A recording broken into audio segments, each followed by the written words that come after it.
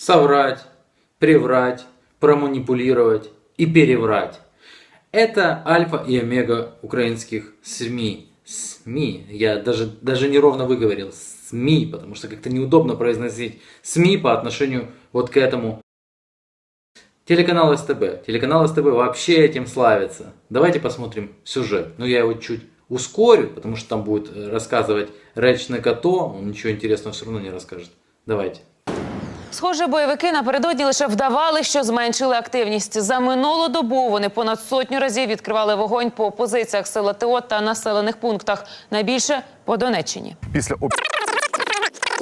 Донецька. Это перемирие, видите? Я засекал, 3-4 часа длится перемирие. Первое, второе, ну максимум 5 часов. И начинается стрельба. Там не стреляют, здесь стреляют. Бойовики били по Донеччині з танків та заборонених 120-мм мінометів. Это все, что надо знать телезрителям канала СТБ и новостей вот этих вот на СТБ. Викна СТБ.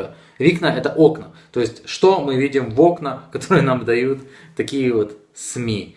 Вот оригинальный сюжет. И вот то, что не вошло в сюжет телеканала СТБ. Желание было, чтобы Порошенко рядом сидел со мной и усрался бы вместе, так же, как вот и мы в это время. А там у них хорошо в Киеве. Им бы пару раз вот такого, что мы вчера, позавчера испытывали, и сразу бы толк был бы, а не вот это вот перестрелка второй год длится. И еще из не вошедшего. Вот оно перемирие, видите? Я засекал, 3-4 часа длится перемирие. Первое, второе, ну максимум 5 часов. И начинается стрельба. Там не стреляют, здесь стреляют. А что-то на украинскую сторону хотите передать? Чтобы они так жили. Чтоб они ощутили то же, что и мы. Хотя бы вот это. Дай Бог, чтобы вот им.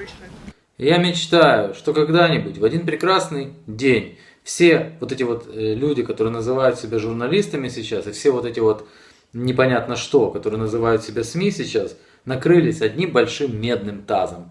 Хлоп и нету. Пока.